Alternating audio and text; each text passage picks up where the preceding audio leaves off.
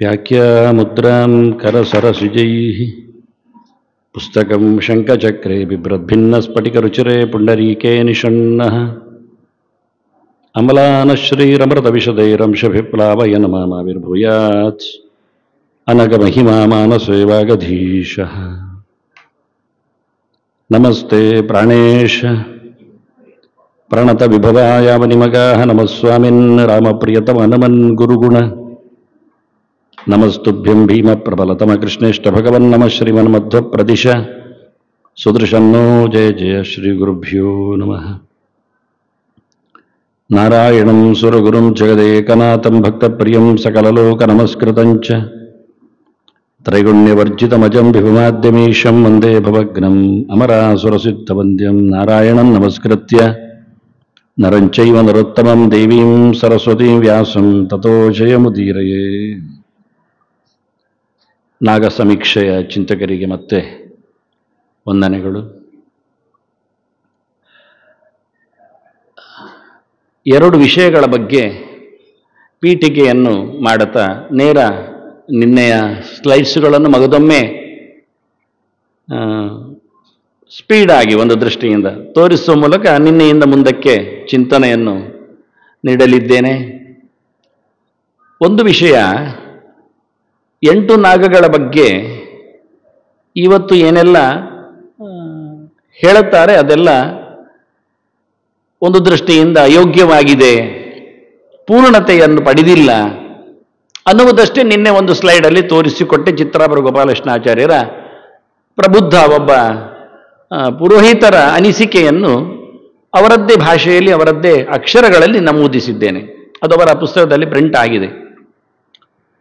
ಅದು ಯಾಕೆ ಅನ್ನುವುದರ ಬಗ್ಗೆ, ಅದು ಎಲ್ಲಿದ್ದು ಅಂತ ಅದರ ಮೂಲದ ಬಗ್ಗೆ ನಾನು ಸರ್ಪ ಸಂಸ್ಕಾರದ ಒಂದು ಪ್ರಕರಣದಲ್ಲಿ ಸ್ಲೈಡಲ್ಲಿ ತೋರಿಸ್ತೇನೆ. ಇದು ಒಂದು ವಿಷಯ. ಇನ್ನೊಂದು, ಇವತ್ತು ನಿಮಗೆ ದಶಾವತಾರಗಳು ಬೆನ್ನ ಹಿಂದೆ ಕಾಣ್ತದೆ.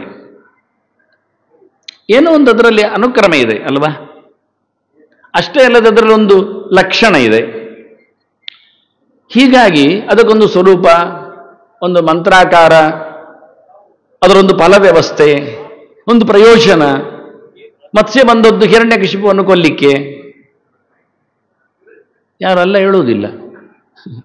ಮತ್ಸ್ಯ ಬಂದದ್ದು ಹಿರಣ್ಯಕಶಿಪುವನ್ನು ಕೊಲ್ಲಿಕ್ಕಲ್ಲ, ಹಿರಣ್ಯಕಶಿಪುವನ್ನು ಕೊಲ್ಲಿಕ್ಕೆ ಬಂದದ್ದು ನರಸಿಂಹ.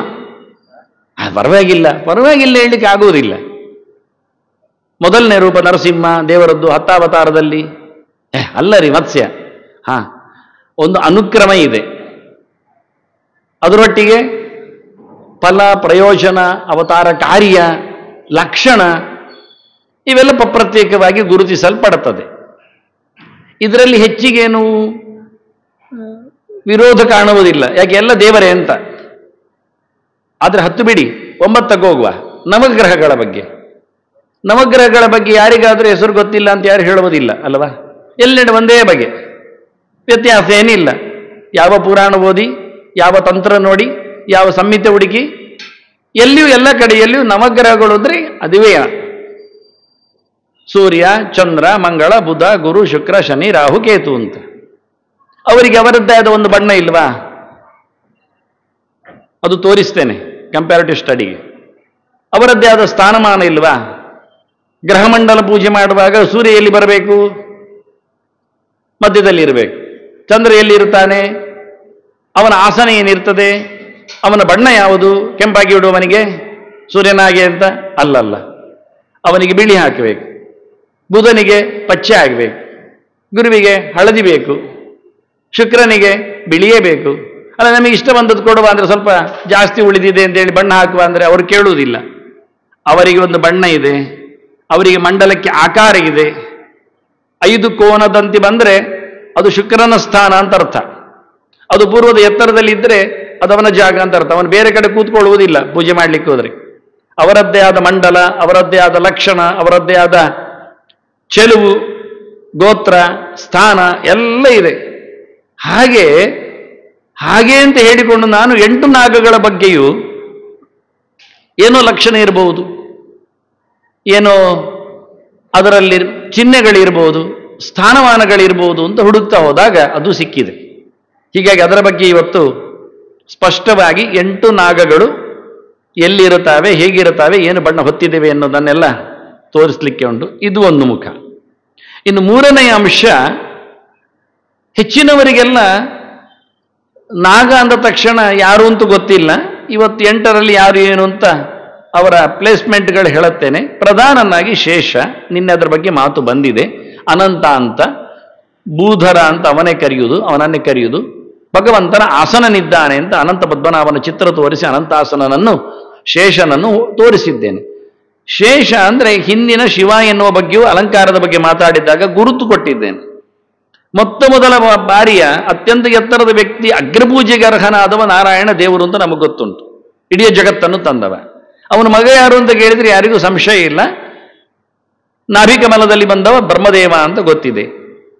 ಮತ್ತೆ ಯಾರು ಅಧಿಕಾರದಲ್ಲಿ, ಪ್ಲೇಸಿನಲ್ಲಿ, ಸ್ಥಾನದಲ್ಲಿ ಬರ್ತಾನೆ ಕೇಳಿದರೆ ಶೇಷನೇ, ಅದೇ ಶಿವನೇ, ಭಗವಂತ ಆಸನನು. ಅವನು ಮತ್ತೆ ಅವನ ವಾಹನನು ಗರುಡನು ಸಮಾನ ಇದ್ದಾನೆ ದೇವರ ಸೇವೆ ಮಾಡಲಿಕ್ಕೆ. ಹೊರಗಿನಿಂದ ಗರುಡ, ಒಳಗಿನಿಂದ ಶೇಷ. ಹೀಗಾಗಿ ಈ ಶೇಷನ ನಂತರದಲ್ಲಿ ಅವನೇ ಶಿವ ಅಂದ ನಾನು ಹಿಂದಿನ ಸರ್ತಿಯ. ಶಿವನ ಮಗ ಯಾರು? ಪ್ರಸಿದ್ಧನಾದವ ಶಿವನ ಮಗ ಇವತ್ತು ನಮಗೆ ಗೊತ್ತಿರುವುದು ಗಣಪತಿ ಮಾತ್ರ. ಗಣಪತಿಗಿಂತಲೂ ಅತ್ಯಂತ ಶ್ರೇಷ್ಠನಾದವ, ಜ್ಯೇಷ್ಠನಾದವ ಸುಬ್ರಹ್ಮಣ್ಯ ಇದ್ದಾನೆ, ಸ್ಕಂದ ಇದ್ದಾನೆ.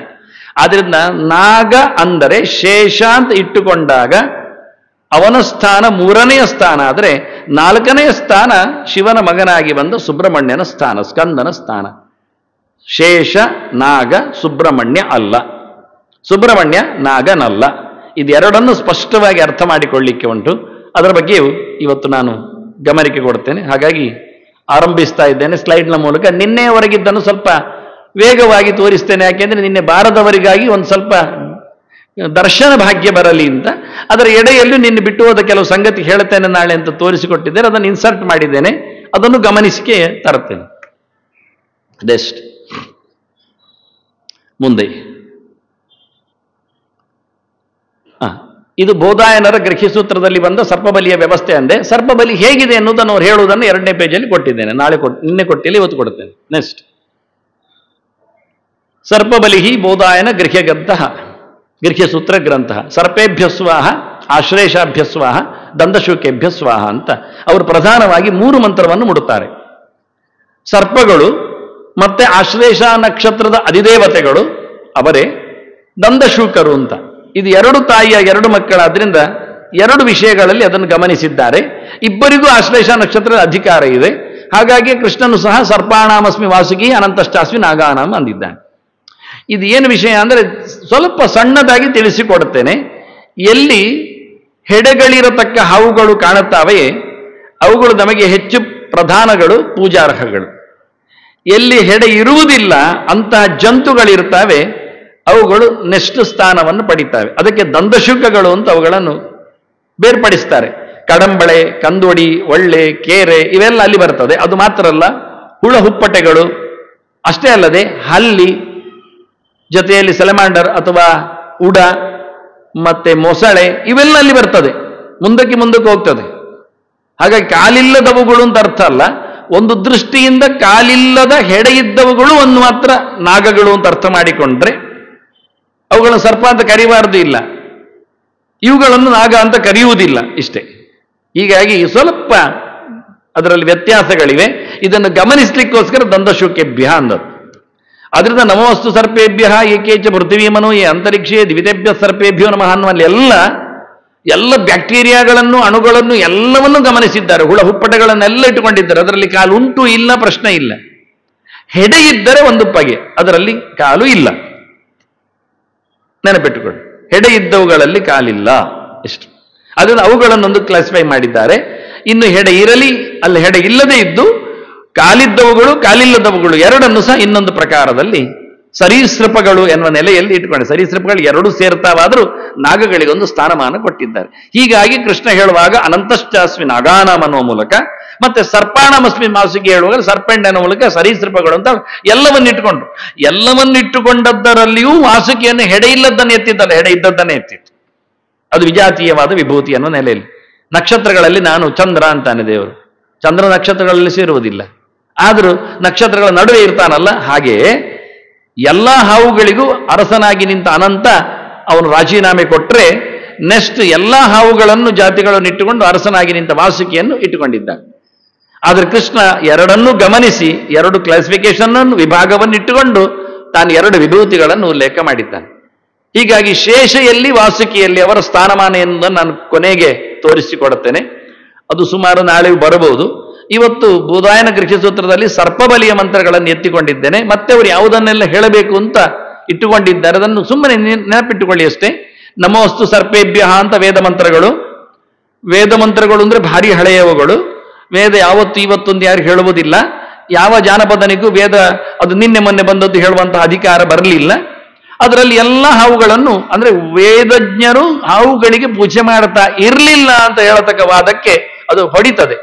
ಆವತ್ತಿನ ಗೃಹಸೂತ್ರ ನಮೋ ಅಸ್ತು ಸರ್ಪೇಭ್ಯ ಏಕೇಚ ಪೃಥ್ವೀಮನು ಅಂತ ನೆಲದಲ್ಲಿರುವ ಹಾವುಗಳು, ಅಂತರಿಕ್ಷೇಗೆ ದಿವಿತೇಭ್ಯ ಸರ್ಪೇಭ್ಯ ಹೇಳಿ ಮೇಲಿನ ಇನ್ನು ಮೇಲಿನ ಎಲ್ಲಿವರೆಗೆ ಏದೋ ರೋಚನೆ ದಿವೋ ಇವ ಸೂರ್ಯಸ್ಯ ರಶ್ಮಿಷು ಅಂತ ಸೂರ್ಯನ ಕಿರಣಗಳಲ್ಲಿಯೂ ಸಾಯದೆ ಉಳಿದುಕೊಂಡ ನಮ್ಮನ್ನು ಘಾಸಿಗೊಳಿಸತಕ್ಕಂತಹ ಅಥವಾ ನಮ್ಮನ್ನು ಮುದಗೊಳಿಸುವ ಹಾವಿನ ಶಕ್ತಿಗಳು, ಅಣುಕೀಟಗಳು, ಇವನ್ನೆಲ್ಲ ಗಮನಿಸಿದ್ದಾರೆ. ಯವ ಒಟೇಶು ಶೇರತೆ ಅಂತ ಮರಮಟ್ಟುಗಳಲ್ಲಿರುವವುಗಳು, ಇನ್ನು ನೀರಿನಲ್ಲಿ ಯವ ಅಪ್ಸು ಸತಕೃತಂ ನೀರಿನಲ್ಲಿರುವವುಗಳು ಅಂತ ಹೇಳಿ ಎಲ್ಲೆಂದರಲ್ಲಿರತಕ್ಕಂತಹ ಅತ್ಯಂತ ಅಣುವಾಗಿರತಕ್ಕ ಸೂಕ್ಷ್ಮವಾದ ಹಾವಿನ ಶಕ್ತಿಗಳನ್ನು ವೇದ ಚಿಂತನೆ ಮಾಡಿದೆ.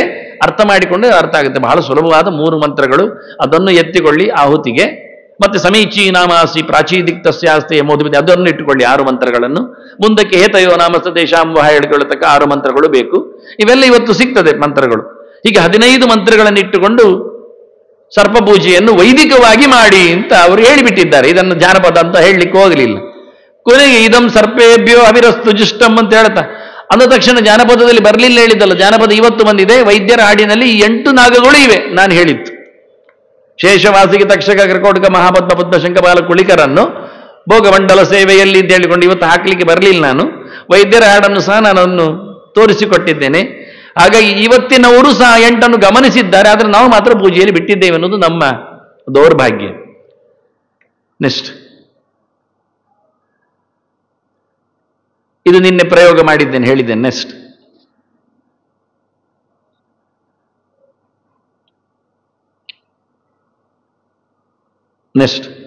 ಭಾರತದ ಕತೆ. ಇದನ್ನು ಗೋಪಾಲಕೃಷ್ಣಾಚಾರ್ಯರ ನಿನ್ನೆ ಮಾತನ್ನು ಕೊಟ್ಟಿದ್ದೇನೆ. ಇವತ್ತು ಕರೆಯುವ 8 ಜನ ಯಾರು ನೆನಪಿಸಿಕೊಳ್ಳಿ. ಅದರಲ್ಲಿ ಅಷ್ಟು ಜನ ಇಲ್ಲ ಅಂತ ಅರ್ಥ ಮಾಡಿಕೊಳ್ಳಿ. ಸರ್ಪ ಎನ್ನುವುದು ಜಾತಿ, ನಾಗ ಎನ್ನುವುದು ಜಾತಿ ಅಂತ, ಅನಂತ ಶೇಷಭೂಧರ ಒಬ್ಬನೇ ಅಂತ. ಇವರನ್ನು ಎಲ್ಲಿ ಹೇಳಿದ್ದಾರೆ, ಯಾಕೆ ಹೇಳಿದ್ದಾರೆ ಎನ್ನುವುದರ ಬಗ್ಗೆ ನೆಕ್ಸ್ಟ್ ಸ್ಲೈಡಲ್ಲಿದೆ.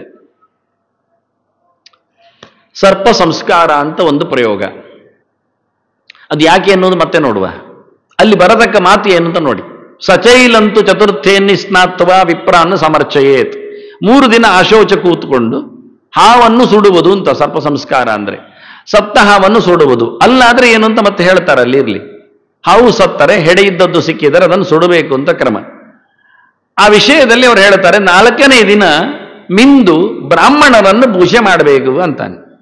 ವಿಪ್ರರು ಅಂದ್ರೆ ಮದುವೆ ಆದವರು ಅಂತ ಅರ್ಥ, ಮನೆಯನ್ನು ಸಾಕುವವರು ಅಂತ ಅರ್ಥ. ಇನ್ನು ಸ್ಪಷ್ಟ ಹೇಳುವುದಾದ್ರೆ ಅಲ್ಲಿ ಯಾರನ್ನು ಪೂಜೆ ಮಾಡ್ಲಿಕ್ಕೆ ಹೇಳುವಾಗ ಆ ಶಕ್ತಿಗಳನ್ನು ಹೇಳುವಾಗ ಸರ್ಪ, ಅನಂತಃ, ಶೇಷಃ, ಕಪಿಲಃ, ನಾಗಯೇವಚ, ಕಾಲಿಕಃ, ಶಂಖಪಾಲಶ್ಚ, ಭೂಧರಶ್ಚೇತಿ ನಾಮಭಿಹಿ ವಿಪ್ರಾನ್ನ ಪೂಜೆ.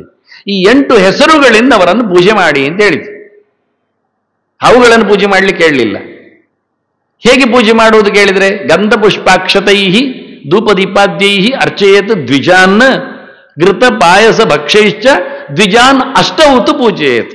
ಇಲ್ಲಿ 8 ಹೆಸರುಗಳಿಂದ ಬ್ರಾಹ್ಮಣರನ್ನು ಪೂಜೆ ಮಾಡಬೇಕಂದ್ರೆ ಎಷ್ಟು ಹೇಳಲಿಲ್ಲ, ಅದಕ್ಕೆ 8 ಅಂದ್ರು. ಬ್ರಹ್ಮಚಾರಿಗಳ ಆರಾಧನೆಯನ್ನು ನಮ್ಮ ಯಾವುದೇ ಪುರಾಣ ಸಾಹಿತ್ಯ ಸಂಹಿತೆಗಳು ಹೇಳಲಿಕ್ಕೆ ಹೋಗಲಿಲ್ಲ.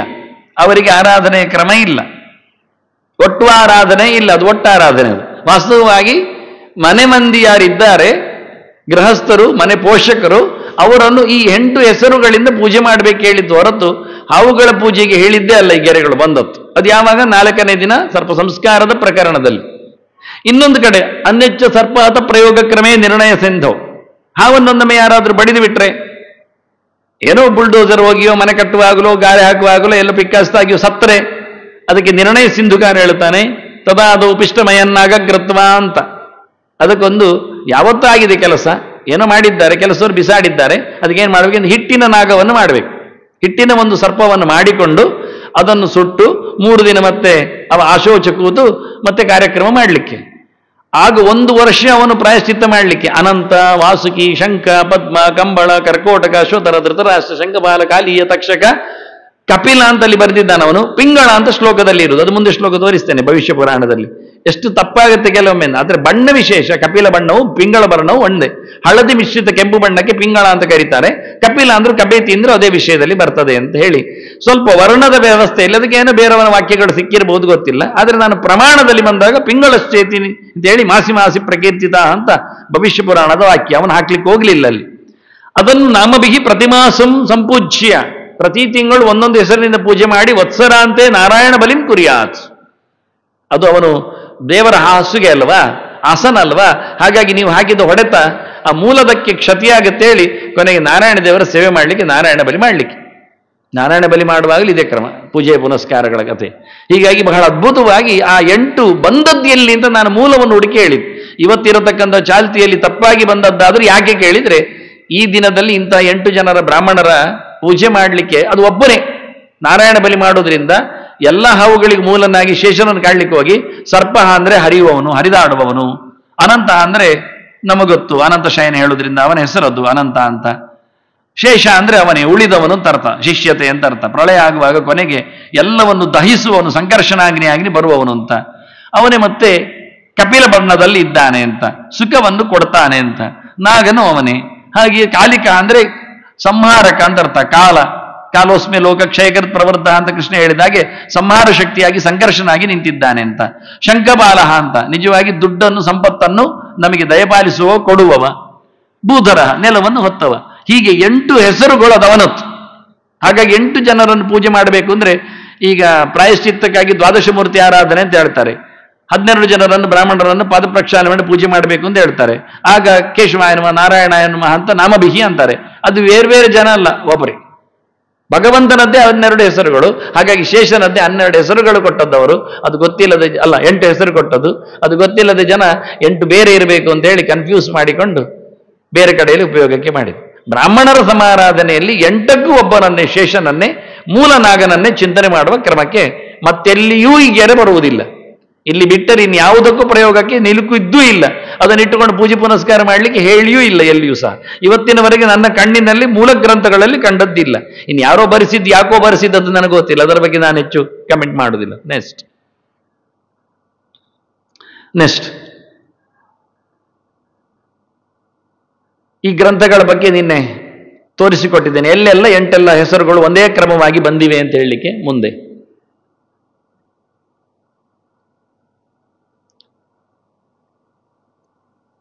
ಇದು 6 ಗ್ರಂಥಗಳ ಬಗ್ಗೆ ಮಾತಾಡಿದ್ದೇನೆ. ನೆಕ್ಸ್ಟ್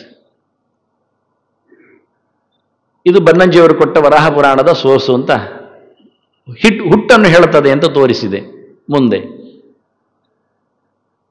ಮಹಾಭಾರತದಲ್ಲಿಯೂ 8 ನಾಗಗಳು ಬಂದಿದ್ದಾರೆ ಅಂತ ಅವರ ಹುಟ್ಟಿನ ಆರಂಭವನ್ನು ಅನುಸಂಧಾನಕ್ಕೆ ತಂದಿದ್ದೇನೆ. ಮುಂದೆ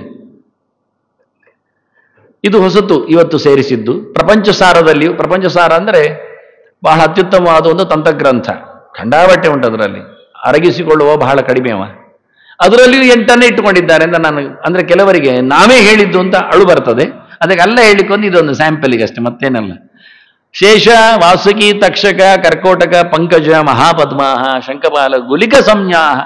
ಅದು ಗುಳಿಕ, ಕುಲಿಕ, ಸುಮಾರು ಹೆಸರುಗಳು. ಕೊನೆಯ ನಾಗಕ್ಕೆ ಭಾರಿ ಹೆಸರು ಕರೀತಾರೆ. ತೃತೀಯ ಮನ್ಯ ಸಮ ವಿಧಾನೆಯಂತೆ ಅಂತ. ಇನ್ನೊಂದು ರಾಮಪೂರ್ವ ತಾಪಿನಿ ಉಪನಿಷತ್ತು ಅಂತ. ಆದರೆ ರಾಮದೇವರ ಪೂಜೆಗೆ ಯಂತ್ರ ಮಾಡಲಿಕ್ಕೆ ಉಂಟು. ಆ ಯಂತ್ರದಲ್ಲಿ ಬಹಿರಾವರಣೆ, ಹೊರಗಿನ ಸುತ್ತಿನಲ್ಲಿ ದ್ವಾರೋಪೇತಂಚ ರಾಶ್ಯಾದಿಭೂಷಿತಂ ಪಣಿಸಂಯುತಂ ಅನಂತೋ ವಾಸುಕಿಶ್ಚೈವ ತಕ್ಷಃ ಕರ್ಕೋಟ ಪದ್ಮಕೌ ಮಹಾಪದ್ಮಶ್ಚ ಶಂಕಶ್ಚ ಗುಳಿಕೋಷ್ಟೋ ಪ್ರಕೀರ್ತಿತಾ. ಕೊನೆಗೆ ಸುತ್ತಿನಲ್ಲಿ 8 ನಾಗಗಳನ್ನು ಪೂಜೆ ಮಾಡಲಿಕ್ಕೆ ಹೇಳ್ತಾರೆ. ಯಾಕೆ ಕೇಳಿದರೆ, ರಾಮನ ಜೊತೆಯಲ್ಲಿರುವ ಲಕ್ಷ್ಮಣ ಅವನು ಶೇಷನ ಅವತಾರ ಲಕ್ಷ್ಮಣ, ಮತ್ತೆ ಶೇಷನ ಅವತಾರ ಬಲರಾಮ. ರಾಮನಾದಾಗ ತಮ್ಮ, ಕೃಷ್ಣನಾದಾಗ ಅಣ್ಣ. ಹಾಗಾಗಿ ರಾಮನ ಇದ್ಯಾಕೆ ರಾಮನ ಪೂಜೆಗೆ ನಾಗಗಳು ಯಾಕೆ ಬಂದವು ಕೇಳಿದ್ರೆ ಅದಕ್ಕೆ ನಾನು ಹೇಳಿದ್ದು ಉಪನಿಷತ್ತಿನಲ್ಲಿ ಉಪನಿಷತ್ತು ನಾವು ಮಾಡಿದ್ದಲ್ಲ, ಇವತ್ತಿನದ್ದಲ್ಲ. ನರಸಿಂಹ ತಾಪನಿ ಉಪನಿಷತ್ತು, ರಾಮತಾಪನಿ ಉಪನಿಷತ್ತು ಅಂತ ಸುಮಾರು, ಗೋಪಾಲ ತಾಪನಿ ಉಪನಿಷತ್ತು, ಎಲ್ಲ ಉಪನಿಷತ್ತುಗಳು ಬಹಳ ಇವೆ. ಅದನ್ನೆಲ್ಲ 500-600 ವರ್ಷದಲ್ಲಿ ಅಂದರೆ 6ನೇ ಶತಮಾನದಲ್ಲಿ ಇರತಕ್ಕ ವ್ಯಾಖ್ಯಾನಕಾರರೆಲ್ಲ ಕೋಟ್ ಮಾಡ್ತಾರೆ ಅದನ್ನು. ಆಚಾರ್ಯ ಮಧ್ವರಿಗಿಂತ ಹಿಂದೆ ಶ್ರೀಧರಾದಿಗಳಿಗೆಲ್ಲ ಉಪನಿಷತ್ತಿನ ರಾಮತಾಪನಿ ಉಪನಿಷತ್ತಿನ ಬಗ್ಗೆ ಕೋಟ್ ಮಾಡಿದ್ದುಂಟು, ಬೇರೆ ಬೇರೆ ಗೆರೆಗಳು. ಹಾಗಾಗಿ ಇದು ಎಷ್ಟು ಅಧಿಕೃತ ಅಂತ ಹೇಳಿ ಕೇಳ್ತಾ ಇದ್ದೇನೆ. ಅಲ್ಲಿಯೂ ಬಂದದ್ದು ಒಂದೇ ನಮೂನೆ ಕ್ರಮ ಪ್ರಕಾರ. ಅನಂತೋ ವಾಸಕಿಸ್ತಕ್ಷ ಕರ್ಕೋಟ ಪಮಾತ್ಮಗವು ಇವರೇನ್ ಮಾಡ್ತಾರೆ ಅಂದ್ರೆ ಸರಿಯಾಗಿ ಬರ್ಲಿಕ್ಕೋಸ್ಕರ ಹೆಸರುಗಳನ್ನು ಶಾರ್ಟ್ ಮಾಡ್ತಾರೆ. ತಕ್ಷಕ ಇದ್ದದನ್ನು ತಕ್ಷಃ, ಕಾ ಯಾಕೆ ಬೇಕು? ಕಾ ಬೇಕಾಗಿಲ್ಲ. ಬಾಲಕ ಬಾಲ ಅಲ್ವಾ, ಬಾಲ ಅಂದ್ರೂ ಒಂದೇ, ಬಾಲಕ ಅಂದ್ರೂ ಒಂದೇ. ಅರ್ಥ ಸ್ವಲ್ಪ ಸ್ಲೈಟ್ ಡಿಫರೆನ್ಸ್ ಇದೆ, ಸಣ್ಣವ ದೊಡ್ಡವ ಅಂತ ಹೇಳಿಕೆ, ಆದ್ರೆ ವ್ಯಕ್ತಿ ಒಬ್ಬನೇ. ಆದ್ರಿಂದ ತಕ್ಷಃ ತಕ್ಷಕ, ಕರ್ಕೋಟ ಕರ್ಕೋಟಕ ಅದು ಬೇಕಾಗಿಲ್ಲಕ. ಮತ್ಸ್ಯಕ ರೂಪ ಲಯೋದ ವಿಹಾರಿನ ಆಚಾರ್ಯ ಹೇಳಿದ್ದಾರೆ. ಮತ್ಸ್ಯಕ ಅಂದ್ರೇನು? ಸಣ್ಣ ಮೀನು ಅಂತ. ಆ ಕಾ ತೆಗೆದ್ರು ಮತ್ಸ್ಯವೇ ಆಗ್ತದೆ, ತೊಂದರೆ ಇಲ್ಲ. ಅದರಿಂದ ಕಾ ಬೇಕು, ಒಂದರ್ಥ ಮಾತ್ರ, ಸುಮಾರು ಅರ್ಥ ಇದೆ. ಹಾಗಾಗಿ ಈಗ ಇಲ್ಲಿ ಸಹ ಕರ್ಕೋಟಕ, ಅಲ್ಲಿ ಪದ್ಮಕ ಹಾಕಿದ್ದಾನೆ, ಪದ್ಮ ಸಾಕಿತ್ತು, ಇರ್ಲಿ ಅಪ್ಪ ಅಂತ ಆಗಿದೆ. ಬಾಲಕ ಆದ್ರೆ ಬಾಲ, ಹಾಕಲಿಕ್ಕೂ ತೆಗಿಲಿಕ್ಕೂ ಅವರೇ ಸಮರ್ಥರು.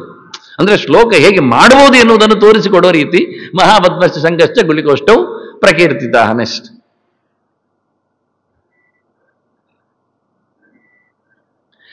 ಇದು ಇವತ್ತಿನದ್ದು ಪದ್ಮಪುರಾಣದ ಗೆರೆಯಲ್ಲಿಯೂ ನಾನು ತೋರಿಸಿಕೊಡ್ತಾ ಇದ್ದೇನೆ. ವಾಸುಕಿ ತಕ್ಷಕಕ್ಷೈವ ಕರ್ಕೋಟಕ ಧನಂಜಯೋ ಏಲಾಮಕ ಕಾಲಿಯಶ್ಚ ಮಹಾಪದ್ಮಶ್ಚ ವೀರ್ಯವಾನ್.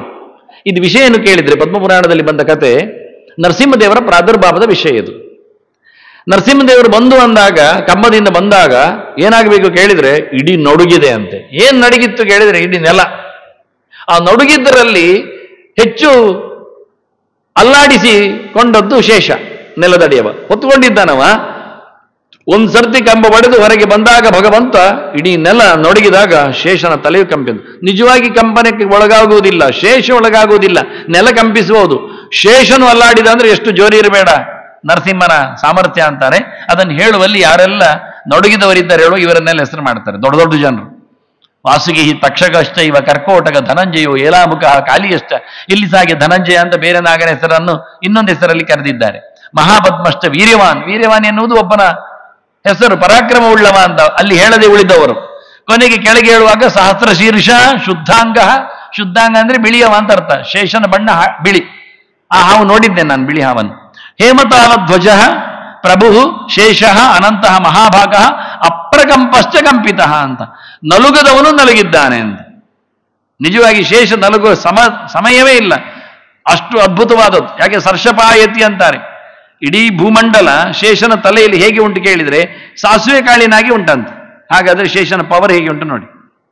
ಇಡೀ ಮಂಡಲ, ಭೂಮಂಡಲವೇ ಅವನಲ್ಲಿ ಒಂದು ಕಾಳಿನಾಗಿದ್ರೆ, ಅವನು ಭಗವಂತನೇ ಹಾಸಿಗೆ ಆಗಿರುವಾಗ ಅವನು ನರಸಿಂಹ ಬಂದಾಗ ಅಲ್ಗಾಡ್ತಾನೆ ಅಂದ್ರೆ ನೆಲ ಅಂದ್ರೆ ಎಷ್ಟು ಜೋರು ನೆಲದ ಮೇಲೆ ಪ್ರಭಾವ ನರಸಿಂಹ ತೋರಿಸಿದ್ದಾನೆ. ಇದನ್ನು ಪದ್ಮಪುರಾಣ ಗಮನಿಸಿದೆ.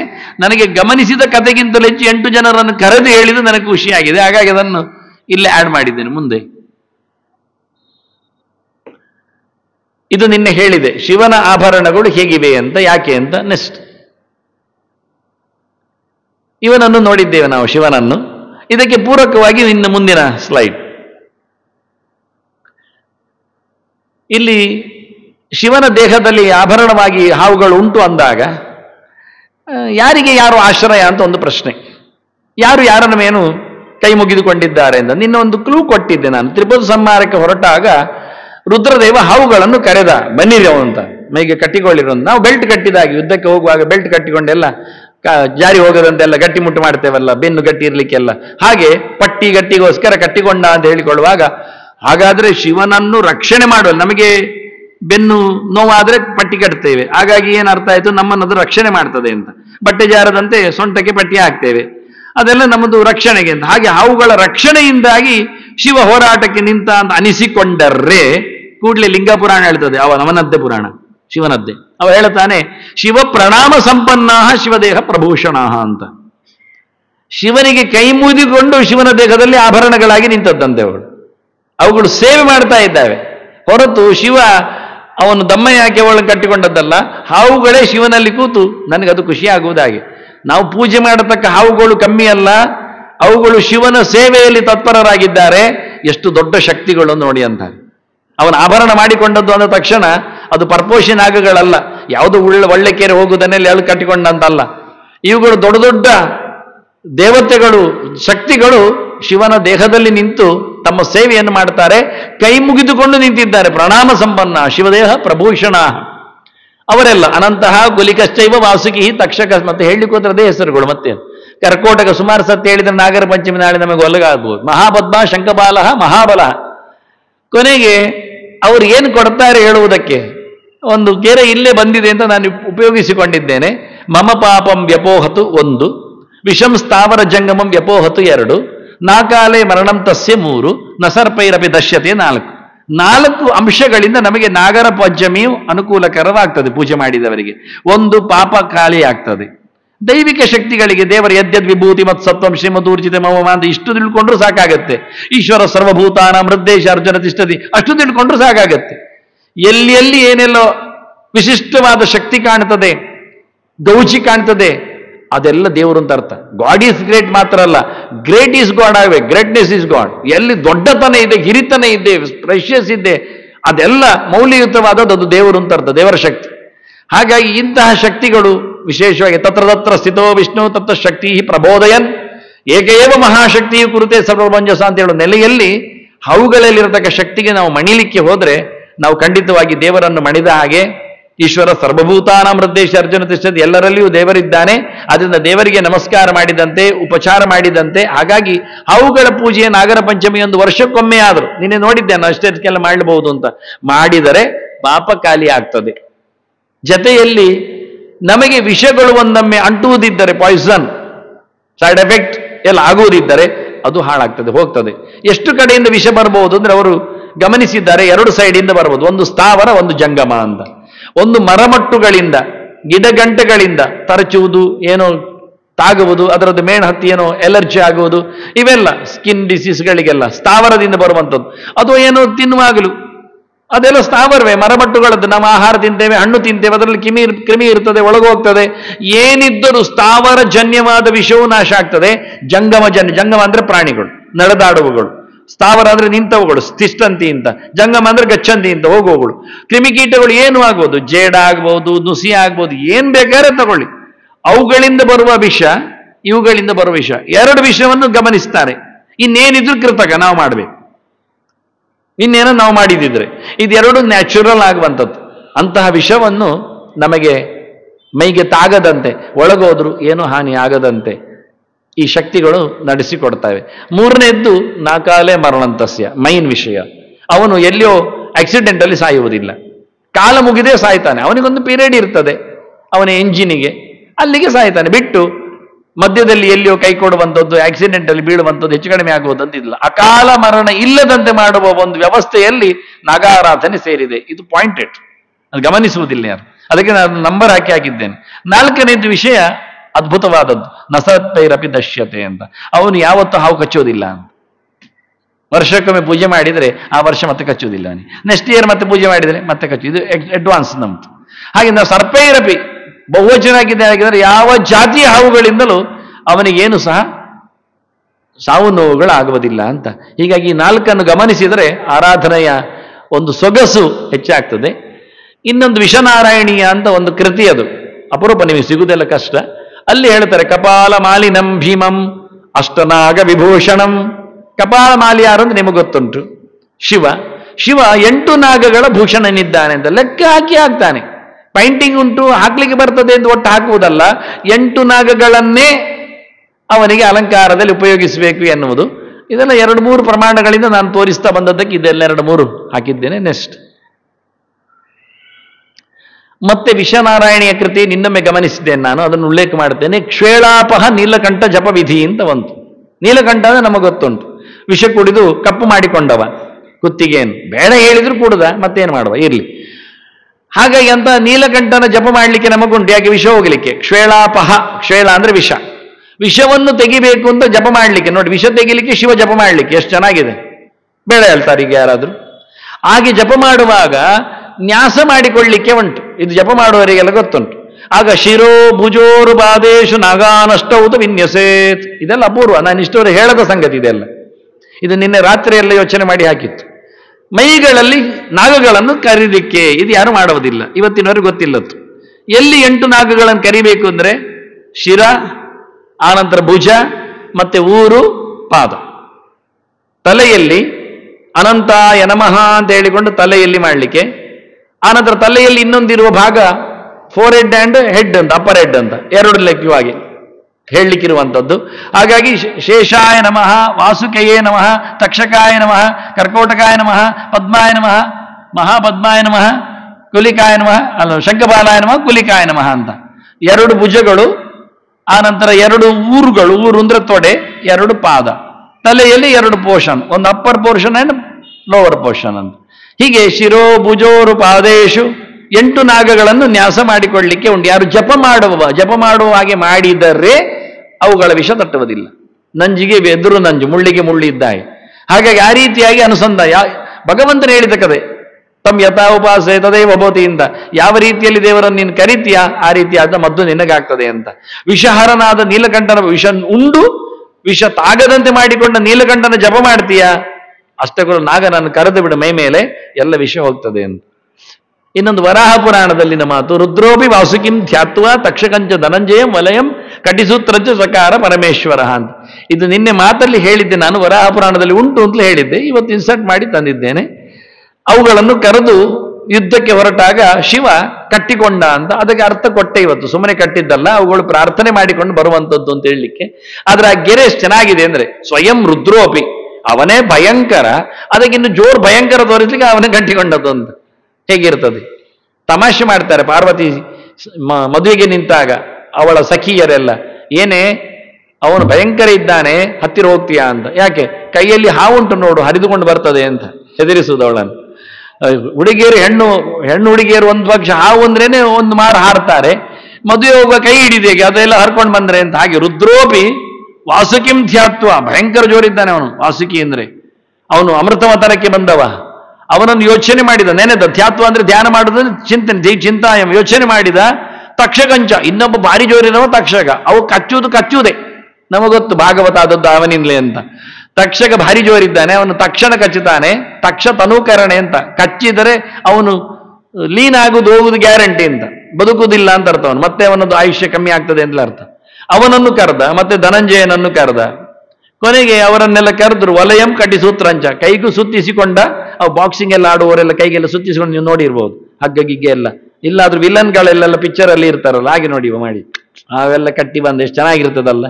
ಶಿವನ ವೈಭವ ನಮಗೆ ಎಲ್ಲಿ ಸಿಗ್ತಾರೆ ಅವರೆಲ್ಲ. ತ್ರಿಪುರಾಸುರ ಸಂಹಾರ ಆಗಿದೆ, ಹೋಗುವ ವೈಭವನ್ನಾದ್ರೆ ಇಲ್ಲಿ ನೋಡ್ಲಿಕ್ಕೆ ಬರ್ತದೆ. ಕಟ್ಟಿಸೂತ್ರಂಚ, ಸೊಂಟಕ್ಕೆ ಕಟ್ಟಿಕೊಂಡು ಎಲ್ಲರೂ ಫೈಟಿಂಗ್ ಹೋಗುವಾಗ ಮೊದಲು ಕಟ್ಟುವುದು ಪಂಚೆಯನ್ನು ಎತ್ತಿ ಸೊಂಟಕ್ಕೆ ಕಟ್ಟಿ, ಅದೊಂದು ಸ್ವಲ್ಪ ಜಾರದೇ ಇರಲಿ ಅಂತ.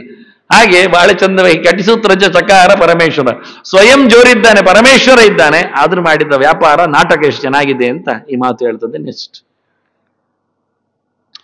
ಇದು ನಿನ್ನೆ ಅನಂತ ಪದ್ಮನಾಭನನ್ನು ತೋರಿಸಿದ್ದೇನೆ. ಕೊನೆಗೆ ವಿಷ್ಣುಗದಂ ಪೂಜ್ಯ ಪೃಥಗೈವ ಪ್ರಪೂಜೆಯತಿ ಎನ್ನುವ ಬಗ್ಗೆ ಹೈಲೈಟ್ ಮಾಡಿದ್ದೇನೆ.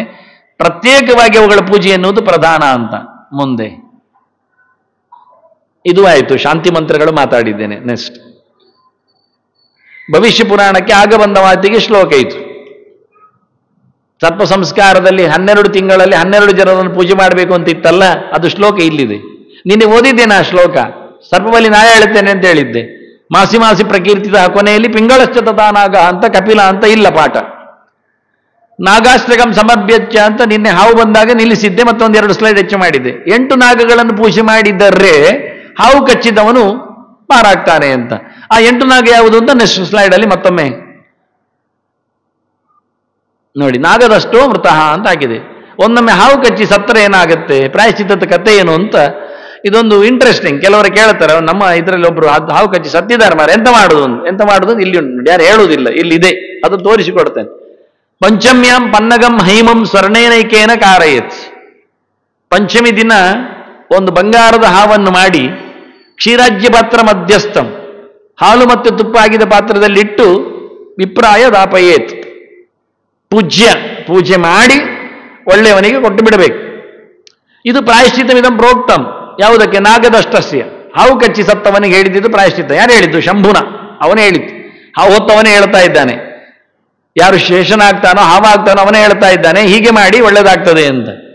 ಆಗ ಯಾರನ್ನು ಪೂಜೆ ಮಾಡಿ ಕೆಲಸ ಮಾಡಲಿಕ್ಕೆ ಅಂದ್ರೆ ಸರ್ವಗಂ ಸರ್ವಧಾತಾರಂ ಅನಂತಂ ಅಪರಾಜಿತಂ ಅಂತ. ಯಾರು ನೆಲವನ್ನು ಹೊತ್ತಿದ್ದಾನೆ, ಯಾರು ಎಲ್ಲ ಕಡೆಯಲ್ಲಿಯೂ ನಿಂತಿದ್ದಾನೆ, ಅವನನ್ನು ಪೂಜೆ ಮಾಡಲಿಕ್ಕೆ, ಶೇಷನನ್ನು ಪೂಜೆ ಮಾಡಿ ಕೊಡ್ಲಿಕ್ಕೆ. ಇಲ್ಲಿ ಶೇಷನನ್ನು ಹೇಳಿದ ನಂತರ ಹಿಂಬದಿಯ ಗೆರೆಯಲ್ಲಿ ಗರುಡ ಪುರಾಣದಲ್ಲಿ ನಾಗಾಷ್ಟಕಂ ಸಮಭ್ಯರ್ಚ್ಯ ಅಂತ ಶೇಷಾದಿಗಳನ್ನು 8 ಇಟ್ಕೊಳ್ಬೇಕು. ಪ್ರಧಾನನಾಗಿ ಶೇಷನನ್ನು ಪೂಜೆ ಮಾಡಿ ಮತ್ತೆ ಉಳಿದವರನ್ನು ಪೂಜೆ ಮಾಡಿ ಬಂಗಾರದ ಆ ಹಾವನ್ನು ದಾನ ಮಾಡಲಿಕ್ಕೆ ಉಂಟು.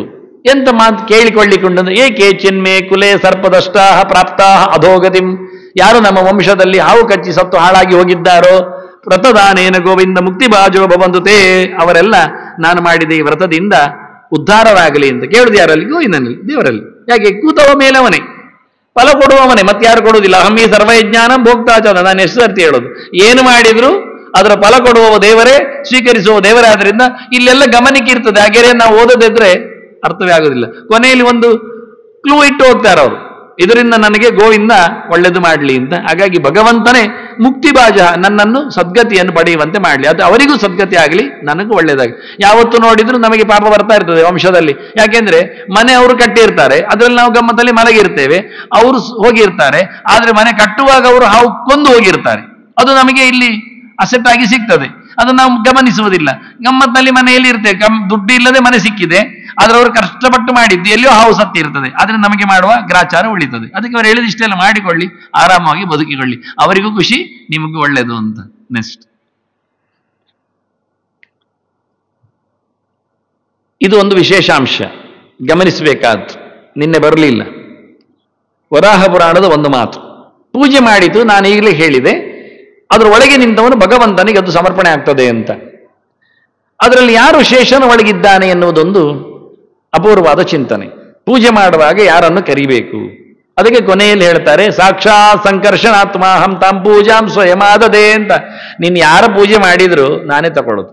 ಹಾವಿನ ಪೂಜೆ ಮಾಡಿದ್ರೆ ನಾನು ಸಂಕರ್ಷಣನಾಗಿ ತಗೊಳ್ತಾ ಇದ್ದೇನೆ ಅಂತ ಹೇಳ್ತಾನೆ. ಯಾರು ಸಂಕರ್ಷಣ ಎನ್ನುವುದನ್ನು ಮುಂದಿನ ಸ್ಲೈಡಲ್ಲಿ ಹೇಳ್ತೇನೆ ನಾನು. ಈ ವಿಷಯವನ್ನು ಉಲ್ಲೇಖ ಮಾಡುತ್ತೇನೆ.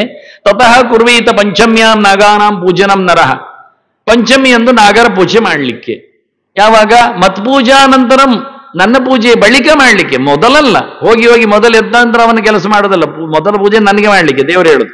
ನನಗೆ ಪೂಜೆ ಮಾಡಿದ ನಂತರ ನನಗೆ ಕೊಟ್ಟಿರತಕ್ಕ ಫಲವಸ್ತುಗಳು, ಪುಷ್ಪಗಳು ಇವೆಲ್ಲ ಇರ್ತದಲ್ಲ, ಅದರಲ್ಲಿ ಅವರನ್ನು ಪೂಜೆ ಮಾಡಲಿಕ್ಕೆ. ಸೀದವರಿಗೆ ಹಾಕಲಿಕ್ಕಿಲ್ಲ. ಶೇಷ ಪ್ರಸಾದಗಳು ಎಲ್ಲ ದೇವರದ್ದೇ ಸೊತ್ತುಗಳನ್ನು ಹಾಕಲಿಕ್ಕೆ. ದೇವರ ಸೊತ್ತು ಹಾಕದಿದ್ದವರೆಲ್ಲ ತಗೊಳ್ಳುವುದಿಲ್ಲ. ಅದರಿಂದ ಹೂವಾಗಲಿ ಹಣ್ಣಾಗಲಿ ಏನೇ ಇರಲಿ ವಿಷಯಗಳೆಲ್ಲ ದೇವರಿಗೆ ಹಾಕಿಕೊಂಡ ನಂತರ ಮಾಡಲಿಕ್ಕೆ. ಇವತ್ತು ನಾವೇನ್ ಮಾಡ್ತೇವೆ ಅಂದ್ರೆ ಅದು ಮಾಡ್ಲಿಕ್ಕೆ ಸುಲಭ ಆಗ್ಲಿಕ್ಕೋಸ್ಕರ ನಾಗಬನಗಳಲ್ಲಿ ಹಾವುಗಳ ಮೇಲೆ ಒಂದು ಸಂಪುಟ ಇಟ್ಟು ಅದರಲ್ಲಿ ಶಾಲಿಗ್ರಾಮ ಇಡ್ತೇವೆ, ದೇವರನ್ನು ತಂದಿಡ್ತೇವೆ. ಸಾಲಗ್ರಾಮ ಇದ್ರೆ ಅದಕ್ಕೆ ಹಾಕಿದ ನಂತರ ಉಳಿದವರಿಗೆಲ್ಲ ಆಗ್ತದೆ.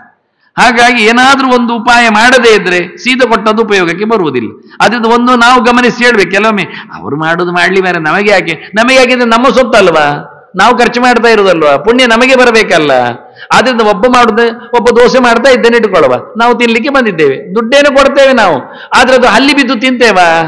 ಅವನ ಹತ್ರ ಹೇಳಿದ್ರು ಸ್ವಲ್ಪ ನೋಡಿಕೊಂಡು ಮಾಡು ಮಾರಾಯ, ಲೈಟ್ ಹಾಕಿ ಅಲ್ಲಿ ನೋಡು, ಹೇಳುದಿಲ್ವಾ? ಅವನ್ನೆಲ್ಲ ಬೆವರೆಲ್ಲ ಒರೆಸಿಕೊಂಡು ಕಡಪೆಲ್ಲ ಅಲ್ಲಾಡಿಸಿ ಮಾಡ್ತಾ ಇದ್ರೆ ನಾವು ಒಪ್ತೇವಾ? ಇಲ್ಲಲ್ಲ.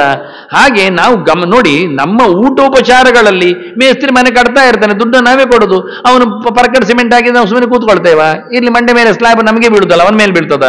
ಗಮನಿಸಿ. ಒಬ್ರು ಡಾಕ್ಟರ್ ಇದ್ದಾರೆ, ಎಂತದ್ದು ಚುಚ್ಚಿದ್ರು ಒಪ್ಪಿಕೊಳ್ತೇವಾ? ನಮ್ಮ ಕೈ ಅಲ್ವಾ, ನಾವು ಬದುಕುದು ಬೇಡವಾ?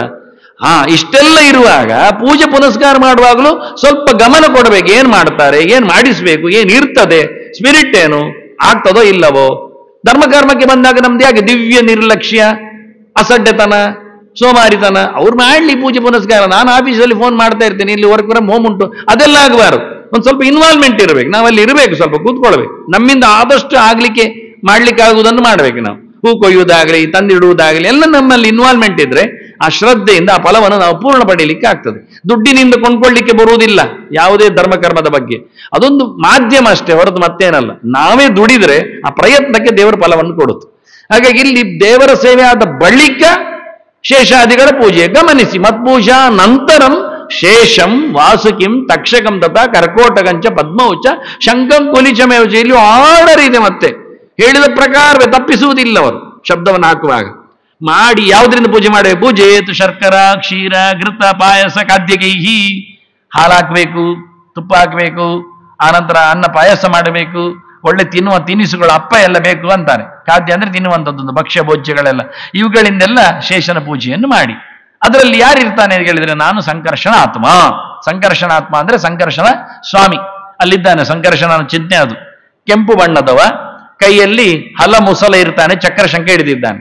ಭಗವಂತನಲ್ಲಿ ಚಕ್ರಶಂಕ ಮೇಲೆ ಬರ್ತದೆ, ಮತ್ತೆ ಎರಡು ಕೈಯಲ್ಲಿ ಹಲ ಮತ್ತೆ ಮುಸಲ. ಹಲ ಮುಸಲ ಅಂದ್ರೆ ನೇಗಿಲು ಮತ್ತೆ ಒನಕೆ.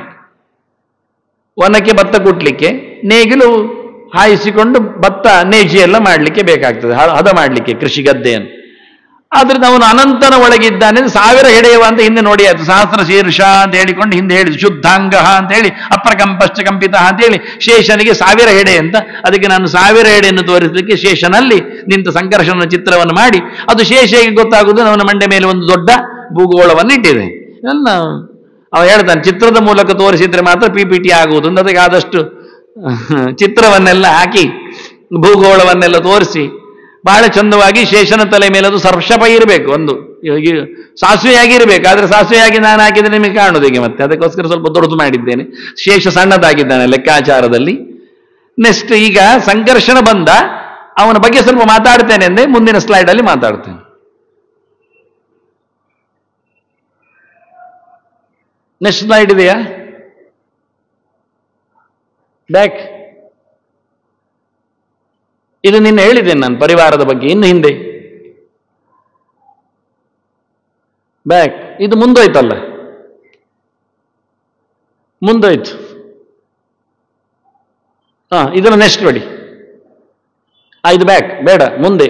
ನೆಕ್ಸ್ಟ್ ಇದರ ನೆಕ್ಸ್ಟ್ 23. ಓಕೆ, 23 ಇರ್ಲಿ ಮತ್ತೆ ನಾನು ವಿವರಣೆ ಕೊಡ್ತೇನೆ, ಇರ್ಲಿ. ಇದು ನಿನ್ನೆ ಹೇಳಿದ್ದೇನೆ ನಾನು. ಮಹಾಭಾರತ ಆದಿಪರ್ವದಲ್ಲಿ ಪ್ರಧಾನವಾಗಿ ಬರತಕ್ಕ ಹಾವುಗಳು ಅಂತ, ಪರಿವಾರದಲ್ಲಿ ಇವರನ್ನೆಲ್ಲ ಸೇರಿಸಲಿಕ್ಕೊಂಡು ಬಿಡಬಾರದು ಅಂತ ನಿನ್ನೆ ಒಂದು ಕಮೆಂಟ್ ಮಾಡಿದ್ದೇನೆ. ನೆಕ್ಸ್ಟ್ ಇದೆಲ್ಲ ಓದಬೇಕು ಬೇಡಲ್ಲ, ಎಲ್ಲ ಹಾವುಗಳು ಇಲ್ಲಿ ಸೇರಿದ್ದಾರೆ. ಇನ್ನೊಂದು ದಿವಸ ಪುರುಸೊತ್ತಲ್ಲಿ ಓದ್ತೇನೆ. ಇಲ್ಲಿ ಮಹಾಭಾರತದಲ್ಲಿ ಬಂದ ಉಳಿದವರುಗಳು ಇಲ್ಲಿದ್ದಾರೆ. ಇರ್ಲಿ, ಓದಿಬಿಡ್ತೇನೆ. ಬ್ಯಾಕ್ ಸ್ಲೈಡ್ ಇರ್ಲಿ ಒಮ್ಮೆ ಪ್ಲೀಸ್.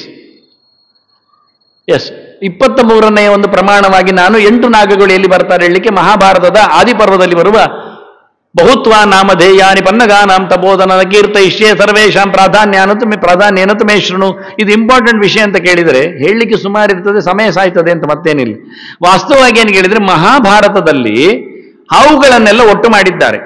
ಮಹಾಭಾರತ ಅಂದ್ರೆ ಮೊದಲೇ ಹೇಳಿದ್ದೆ ನಾನು, ಅದು ವೇದದ ಹಾಗಲ್ಲ, ವೇದಕ್ಕಿಂತ ಮೇಲೆ ಇದ್ದಾಗೆ ಆಯ್ತಲ್ಲ. ಇನ್ನು ಹೇಳುವ ವೇದಾದಪಿ ಪರಂಚಕ್ಕರೆ ಪಂಚಮ ವೇದ ಉತ್ತಮ ಅಂತ ನಮಗಂತೂ ಇವತ್ತು ವೇದವೇ ಮಾತಾಡುವಂಥದ್ದು. ಅದರಲ್ಲಿ ಬಂದ ನಾಗಗಳ ಹೆಸರು ಅಂದ್ರೆ ಉಂಟಲ್ಲ, ಅದು ಪರಮೋಚ್ಚ ಸಂಗತಿ. ಅದರಲ್ಲಿ ಅತ್ಯಂತ ಪ್ರಧಾನವನ್ನು ಇಟ್ಟುಕೊಳ್ಳುತ್ತೇನೆ, ಉಳಿದದ್ದನ್ನು ಬಿಟ್ಟಿದ್ದೇನೆ ಅಂದಿದ್ದಾರೆ ಅವರು. ಅದನ್ನ ಆ ಪ್ರಧಾನವಾದ ಹಾವುಗಳ ಜೊತೆಯಲ್ಲಿ 8 ಇದ್ದಾರೆ. 8ಕ್ಕೋಸ್ಕರ ಕಲರ್ ಹಾಕಿದ್ದೆ ನಾನು. ಶೇಷ ಪ್ರಥಮತೋ ಜಾತಃ ವಾಸುಕಿಸ್ತದನಂತರ ಮೈರಾವತ ತಕ್ಷಕಕ್ಷ ಕರ್ಕೋಟಕ ಧನಂಜಯೋ ಕಾಲಿಯೋ ಮಣಿನಾಗಶ್ಚ ನಾಗಶ್ಚ ಪೂರ್ಣಸ್ತದ ನಾಗಸ್ತದ ಪಿಂಜರಕ ಎಲ್ಲ ಪತ್ರೋತ ವಾಮನಃ ನೀಲೋತತ ನಾಗೋ ಕಲ್ಮಾಶ ಶಬಲೋತತ ಆರಿಕಶ್ಚೋಗರಕಶ್ಚೇನಾಗ ಕಲಶಬೋತಕ ಸುಮನಾಕ್ಯೋದತಿ ಮುಖ ತಥಾ ವಿಮಲಬಿಂಡಕ ಆಪ್ತ ಕೋಟರಕಶ್ಚೈವ ಶಂಕೋವಾಲಿಶಿಕಸ್ತದ ನಿಷ್ಠಾರಕೋ ಹೇಮಗುಹೋ ನೌಷಃ ಪಿಂಗಳಸ್ತದ ಬಾಹ್ಯಕರ್ಣೋ ಅಸ್ಥಿಪತ ತಥಾ ಮುದ್ಗರ ಬಿಂಡಕ ಕಂಬಳಾಶ್ವತರೋ ಚಾವಿನಾಗ ಕಾಲೀಯಗಸ್ತದ ವೃತ್ತ ಸಂವರ್ತಕೋ ನಾಗೋ ದೌಚ ಪದ್ಮವು ಇದೆ ಶ್ರುತೌ. ಶೇಷ, ವಾಸುಕಿ, ತಕ್ಷಕ, ಕರ್ಕೋಟಕ, ಶಂಕವಾಲ, ಪದ್ಮ, ಮಹಾಪದ್ಮ, ಕಾಲಿಯ. ಆ ಕಾಲಿಯನ್ನೇ ಕುಲಿಕ ಅನ್ನೋದು ಕೆಲವೊಮ್ಮೆ ಅವರು. ಹಾಗಾಗಿ ಈ 8 ನಾಗಗಳ ಜೊತೆಯಲ್ಲಿ ಉಳಿದವರು ಇರ್ಲಿಕ್ಕೆ ಹೋಗಿ ಉಳಿದವರನ್ನು ಪೂಜೆ ಮಾಡದೆ ಇರ್ಲಿಕ್ಕೆ ಆಗುವುದಿಲ್ಲ ಅಂತ ನಿನ್ನೆ ಬಾಯ್ಬಿಟ್ಟು ಹೇಳಿದ್ದೇನೆ. ಮಹಾಭಾರತದಲ್ಲಿ ಹೇಳಿದ ಹಾವುಗಳು ಇಷ್ಟೇ, ಇನ್ನು ಹೆಚ್ಚಿಲ್ಲ, ಬಿಡ್ಲಿಕ್ಕೂ ಅವಕಾಶ ಇಲ್ಲ. ಅದರಿಂದ ಎಲ್ಲ ನನಗೆ ಬೇಕಾದಂತಹ ವ್ಯಕ್ತಿಗಳು ಸಿಕ್ಕಿದ್ದಾರಂದಾಗ ಒಂದು ತಪ್ಪಿಸ್ಲಿಕ್ಕೂ ಒಂದು ಸೇರಿಸ್ಲಿಕ್ಕೂ ನನ್ನಲ್ಲಿ ಆಗ್ತಾ ಇಲ್ಲ. ಅಷ್ಟು ಸ್ಪಷ್ಟವಾಗಿ ವೇದವ್ಯಾಸರು ಅತ್ಯಂತ ಯಾಕೆಂದ್ರೆ ಒಂದು ವಿಷಯ, ಎಲ್ಲಿ ವೇದದಲ್ಲಿ ಹೆಸರು ಬರ್ತದ ಅವರು ಗ್ರೇಟ್ ಅಂತ ಅರ್ಥ. ಇದು ನಿಯಮ. ಆಖ್ಯಾತರು ಅಂತ ಅದಕ್ಕೆ ಹೆಸರು. ಅನಾಖ್ಯಾತರು ಅಂದ್ರೆ ನೋ ನೇಮ್ಸ್ ಅಂತ, ಹೆಸರು ಇಲ್ಲದವರು ಅಂತ. ಹೆಸರು ಇಲ್ಲದವರಾದ್ರೆ ಅವರು ಅನಾನಿಮಸ್ ಅಂತ, ಲೆಕ್ಕಕ್ಕಿಲ್ಲ ಅಂತ ಅರ್ಥ. ಹೆಸರು ಹೇಳಿದ್ರೆ ಈ ಹ್ಯಾಸ್ ರೆಕಗ್ನೈಸ್ಡ್ ಅಂತ ಅರ್ಥ. ಇದು ವೇದದ ಕಥೆ. ವೇದ ಆಗಲಿ, ಪುರಾಣ ಆಗಲಿ, ಇತಿಹಾಸ ಆಗಲಿ, ಯಾವುದಾದ್ರೂ ಹೆಸರನ್ನು ಕರೆದ್ರೆ ಅವರು ದೊಡ್ಡ ಜನ ಅಂತ ಅರ್ಥ. ಹೆಸರು ಇಲ್ಲ, ಋಷಿಗಳು ಬಂದ್ರು ಅಂದ್ರೆ ಯಾರು ಗೊತ್ತಿಲ್ಲ ಆದ್ರೆ ಅದು ಸಾಮಾನ್ಯ ಅಂತ ಅರ್ಥ. ಹೆಸರು ಹೇಳಿದ್ರೆ ಅದ್ಭುತ. ಅದರಿಂದ ಹೆಸರು ಹೇಳಿದ ನಾಗಗಳು ಇರುವುದು ಇಷ್ಟೇ, ಇನ್ನಿಲ್ಲ. ಇಷ್ಟೇ ಅಂದ್ರೆ ನೆಕ್ಸ್ಟ್ ಪೇಜು ಸೇರಿ ಅಂದ್ರೆ ಒಟ್ಟು 72 ಆಗ್ತಾರೆ. ಮೇಲೆ ಬರ್ತಿದ್ದೇನೆ 72 ಪರಿವಾರ ನಾಗಗಳು ಅಂತ, 8 ಪ್ರಧಾನರು ಅಂತ. ನೆಕ್ಸ್ಟ್ ನಾನು 72ಕ್ಕೆ ಯಾಕೆ ಅರ್ಥ ಹೇಳಲಿಲ್ಲಲ್ಲ, ಹೇಳಿಬಿಡ್ತೇನೆ ಇವತ್ತಿನವ್ರು ಹೇಳದ ಸೀಕ್ರೆಟ್. ಅದು 72 ಯಾಕೆಂದ್ರೆ ನಮ್ಮ 72,000 ನಾಡಿಗಳ ವ್ಯಕ್ತಿಗಳು ಅಂತ. ಪ್ರಧಾನ 1,000ಕ್ಕೆ ಒಂದರಂತೆ 72 ನಾಡಿಗಳು ಅಂದ್ರೆ ನಾಗಗಳು, ಜಸ್ಟ್ ಲೈಕ್. ಹಾಗಾಗಿ ಆ ನಾಡಿಗಳಲ್ಲಿ ಅಷ್ಟು ಪವರ್ ತುಂಬಿಸ್ಲಿಕ್ಕೆ ಒಂದು ನಾಡಿ ಸ್ಟ್ರೋಕ್ ಆದ್ರೂ ಸಾಕು, ಮನುಷ್ಯ ನಡಿಯುವುದಿಲ್ಲ, ಮತ್ತೆ ಮಾತಾಡುವುದಿಲ್ಲ, ಮತ್ತೆ ಎಲ್ಲಿದ್ದಾಗುತ್ತೆ ಏನು ಗೊತ್ತು. ಹಾಗಾಗಿ 72 ಈ ನಾಗಗಳ ಪೂಜೆ ಮಾಡಿದ ನಾನು ಗ್ಯಾರಂಟಿ ಹೇಳ್ತೇನೆ, ಅವನು ಗ್ಯಾರಂಟಿ ಚೆನ್ನಾಗಿ ಬದುಕ್ತಾನೆ, ಎಲ್ಲಿಯೂ ಸ್ಟ್ರೋಕ್ ಆಗದೆ, ಕಮ್ಮಿ ಆಗದೆ. ಅಷ್ಟು ನಾಡಿಗಳ ಮೇಲೆ ಸಂಚಾರ ಆಗತಕ್ಕ ಸಾಮರ್ಥ್ಯ ಈ ಹಾವುಗಳಿಗಿವೆ. ಹಾಗಾಗಿ ಅದ್ಭುತವಾದ ವಿಷಯ ಇದು. 72 ಪರಿವಾರ ನಾಗಗಳನ್ನು ಮಹಾಭಾರತ ವೇದವ್ಯಾಸರು ದಾಖಲೆ ಮಾಡಿಕೊಟ್ಟಿದ್ದಾರೆ 8 ನಾಗಗಳ ಜೊತೆಯಲ್ಲಿ. ಅದರಿಂದ ಪರಿವಾರ ಪೂಜೆಗೆ ಅವರು ಬೇಕಾಗ್ತದೆ. ಇನ್ನೊಂದು ಕಡೆಯಲ್ಲಿ ಉದ್ಯೋಗ ಪರ್ವದಲ್ಲಿ ಮತ್ತೆ ಹೇಳಿದ್ದು, ಸೆಕೆಂಡ್ ಟೈಮ್ ಆಲ್ಸೋ ಈ ರಿಪ್ಲೈಸ್. ನಾಗಃ ಶಂಖಮುಖಶ್ಚೈವ ತಥಾ ಕೂಷ್ಮಾಂಡಕೋಪರಃ ಕ್ಷೇಮಕಶ್ಚ ತಥಾ ನಾಗ ಪಿಂಡರಕಸ್ತಥಾ ಕರವೀರಃ ಪುಷ್ಪದಂಶ್ರಃ ಬಿಲ್ವಕಃ ಬಿಲ್ವಪಾಂಡುರಃ ಮೂಷಕಾತಃ ಶಂಖಶಿರಃ ಪೂರ್ಣಭದ್ರೋ ಹರಿದ್ರಕಃ ಅಪರಾಜಿತೋ ಜ್ಯೋತಿಕಶ್ಚ ಪನ್ನಗ ಶ್ರೀವಹಸ್ತದ ಕೌರವ್ಯೋ ಧೃತರಾಷ್ಟ್ರ ಶಂಗಬಿಂಡಶ್ಚ ಪುಷ್ಕರಃ ವಿರಜಾಶ್ಚ ಸುಬಾಹುಶ್ಚ ಶಾಲಿಬಿಂಡಶ್ಚ ಶಲ್ಲಿಕಾಸ್ತೆ ವಿಂಡಪಿಟರಕೌ ಸುಮುಖ ಕೌಣ ಭಾಷಣಃ ಕುಟರ ಕುಂಜರಶ್ಚೈವ ತಥಾ ನಾಗ ಪ್ರಭಾಕರಃ ಕುಮುದಃ ಕುಮುದಾಕ್ಷಶ್ಚ ತಿತ್ತಿರಿರಾಲಿಕಸ್ತದ ಕರ್ದಮಶ್ಚೈವ ನಾಗೋತ ಬಹುಮೂಲಸ್ತದೈವ ಚ ಕರ್ಕರ ಕರ್ಕರೋಚೋಭೌ ಕುಂಡೋದರ ಮಹೋದರೌ ಏತೇ ಪ್ರಾಧಾನ್ಯತೋ ನಾಗಾಃ ಕೀರ್ತಿತಾಃ ದ್ವಿಜ ಸಪ್ತಮ. ಇಷ್ಟೆಲ್ಲ ಪ್ರಧಾನವಾದ ನೋಡಿ. ಮಂತ್ರ ಕೇಳುವಾಗಲೇ ಎಷ್ಟು ಖುಷಿಯಾಗುವುದಿಲ್ಲ. ಇನ್ನು ಪುರೋಹಿತರು ಅದನ್ನು ಖಂಡಿತವಾಗಿಯೂ ಮಂಟಪಕ್ಕೆ ಕರೆಸಿ ಪೂಜೆ ಮಾಡಿ ನಮಗೆ ಪ್ರಸಾದ ಕೊಟ್ಟರೆ ಎಷ್ಟು ಖುಷಿ ಆಗಲಿಕ್ಕಿಲ್ಲ. ಮರೆತು ಹೋದ ಹಾವುಗಳನ್ನೆಲ್ಲ ನಾವು ಎಳೆದು ತಂದರೆ ಎಷ್ಟು ಖುಷಿ ಇಲ್ಲ. ಇದು ಪ್ರಧಾನವಾದಂತಹ ನಾಗಗಳು ಅಂತ ಹೇಳಿ ಅವರು ಬಾಯ್ಬಿಟ್ಟು ವ್ಯಾಸರು ಹೇಳಿಕೊಂಡಿದ್ದಾರೆ. ಮರಿಲಿಕ್ಕುಂಟ? ಈಗೆಲ್ಲ ಯಾರ್ಯಾರನ್ನೋ ಸೇರಿಸ್ತಾರೆ, ಹೆಡೆ ಇದ್ದವರು, ಕಾಲಿದ್ದವರು, ಕಣ್ಣಿದ್ದವರೆಲ್ಲ ಹೇಳಿಕೊಂಡು ಅಲ್ಲಿ ಎಲ್ಲಕ್ಕೂ ಉಂಟಾಗಿದೆ. ಅದು ಸ್ವಾರಸ್ಯ ಇಲ್ಲ ಅಂತ ಹೇಳಲಿಕ್ಕೆ. ನೆಕ್ಸ್ಟ್ ಬ್ರಹ್ಮಾಂಡ ಪುರಾಣದಲ್ಲಿ ಇವರು ಬಂದಿದ್ದಾರೆ ಅಂತ ಮತ್ತೆ ಹಾಕ್ತಾ ಇದ್ದೇನೆ. ಅದು ಓದುವುದಾದ್ರೂ ಕೇಳುವುದಾದ್ರೂ ಒಂದು ಪುಣ್ಯ ಅಂತೇಳಿ ಓದ್ತಾ ಇದ್ದೇನೆ, ಕೇಳ್ತಾ ಇದ್ದೇನೆ. ನಾಳೆ ನಿಮಿತ್ತಕ್ಕೆ ಇವತ್ತಾದ್ರೂ ನಾವು ಪ್ರಿಪೇರ್ ಆಗುವ ಅಂತ. ಕದ್ರೂಹು ನಾಗಸಹಸ್ರಂಬೈ ವಿಜಜ್ಞೆ. ಎಷ್ಟು ಹಾವುಗಳುಂಟು ಕೇಳಿದ್ರೆ 1000 ಉಂಟಂತೆ. ನೋಡಿ, ಕದ್ರೂಹು ನಾಗಸಹಸ್ರಂಬೈ, 1000 ನಾಗಗಳನ್ನು ಎತ್ತಿದ್ದಾಳೆ ಅವಳು. ನಮ್ಮ ಮಂಟಪದಲ್ಲಿ ಪೂಜೆ ಮಾಡ್ಲಿಕ್ಕೆ ಆಗ್ತದ? ಆಹುತಿ ಕೊಡ್ಲಿಕ್ಕೆ ಬರ್ತದ? ಸಾಧ್ಯವೇ ಇಲ್ಲ. ಅದಕ್ಕೇನ್ ಮಾಡಿದ್ರು? ವಿಜಜ್ಞೆ ಧರಣೀಧರಂ ಅನೇಕ ಅದನ್ನು ಶುರು ಮಾಡಿದ್ಲು. ಶೇಷನನ್ನು ಹೆತ್ಲು ಅಂತ ಮೊದಲಿಗೆ. ಅನೇಕ ಶಿರಸಾಂ ತೇಷಾಂ ಖೇಚರಾಣಂ ಮಹಾತ್ಮನಾಂ, ಅವುಗಳೆಲ್ಲ ಹಾರಾಡ್ಲಿಕ್ಕೂ ಹೋಗ್ತಾವೆ. ಬಹುತ್ವ ನಾಮಧೇಯಾನಾಂ ಪ್ರಧಾನಾಂಶ ನಿಬೋಧತ. ಇದರಲ್ಲಿ ತುಂಬಾ ಹೆಸರುಗಳು ಇರೋದ್ರಿಂದ ನಿಮಗೆ ಪ್ರಧಾನ ಅವುಗಳನ್ನು ಚಿಂತನೆಗೆ ತರ್ತೇನೆ ಅಂತ ನೋಡಿ. ಮತ್ತೆ ಪ್ರಧಾನ ಕರೀತಾನೆ. ತೇಷಾಂ ಪ್ರಧಾನ ನಾಗಾನಾಂ ಶೇಷವಾಸುಕಿ ತಕ್ಷಕ. ಅದರಲ್ಲಿ ಮುಖ್ಯ 3 ಜನ ಶೇಷವಾಸುಕಿ ತಕ್ಷಕರು ಅಂತ ಹೇಳಿ ಉಲ್ಲೇಖ ಮಾಡಿ, ಅಕರ್ಣೋ ಅಸ್ತಿ ಕರ್ಣಶ್ಚ ಪಿಂಜರಶ್ಚಾರ್ಯಕಸ್ತದ ಐರಾವತೋ ಮಹಾಪದ್ಮ ಕಂಬಳ ಅಶ್ವತರೌ ಉಭೌ ಏಳಾಪತ್ರ ಶಂಕಶ್ಚ ಕರ್ಕೋಟಗಧನಂಜಯು ಮಹಾಕರ್ಣ ಮಹಾನೀಲೌ ಧೃತರಾಷ್ಟ್ರವರಾಕೌ ಕರವೀರ ಪುಷ್ಪದಂಶ ಸುಮುಖೋ ದುರ್ಮುಖಸ್ತದ ಸುನಾಮುಖೋ ದಧಿಮುಖ ಕಾಲಿ ಯಶ್ಚಾಲಿ ಬಿಂಡಕ ಕಪಿಲಶ್ಚಾಂಬರೀಶ್ಚ ಅಕ್ರೂರಶ್ಚ ಕಪಿತ್ತಕ ಪ್ರಹ್ಲಾದಸ್ತು ಬ್ರಹ್ಮಣಶ್ಚ ಗಂಧರ್ವೋತಮಣಿಸ್ತಕ ನೌಶಕ್ ಕರಲೋ ಮಾತ್ರ ಮಣಿರಿತ್ಯೇವ ಮಾದಯ ಕಾದ್ರವೇಯ ಸಮಾಖ್ಯಾತ. ಆಯ್ತು, ಎಕ್ಸೆಟ್ರಾ ಎಕ್ಸೆಟ್ರಾ ಹೇಳಿಬಿಟ್ಟು ನೋಡಿ. ಅವರು ಪ್ರಧಾನವಾದಂತಹ ಹೆಸರು ಹೇಳಿ ನಿಲ್ಲಿಸಿಬಿಟ್ರು. ಅಷ್ಟು ಹೇಳಲಿಲ್ಲ, ಮಹಾಭಾರತ ಹೇಳಿದ್ದಷ್ಟು ಹೇಳಿಲ್ಲ. ಕೃತಿ ಒಬ್ಬರದ್ದೇ, ವೇದವ್ಯಾಸರದ್ದೇ. ಆದ್ರೆ ಅಲ್ಲಿ ಹೇಳಿದ್ದೇನಲ್ಲ, ಸ್ವಲ್ಪ ಸಾಕು ಅದು. ಇನ್ನು ನೆಕ್ಸ್ಟ್ ಇನ್ನೊಂದು ಪುರಾಣದಲ್ಲಿ ಇನ್ನೂ ಕಮ್ಮಿ ಹೇಳ್ತಾರೆ, ಲಿಂಗ ಪುರಾಣ. ನೆಕ್ಸ್ಟ್ 26 ಪ್ರಧಾನ ನಾಗಗಳನ್ನು ಹೈಲೈಟ್ ಮಾಡಿದ್ದಾರೆ ಅವರು.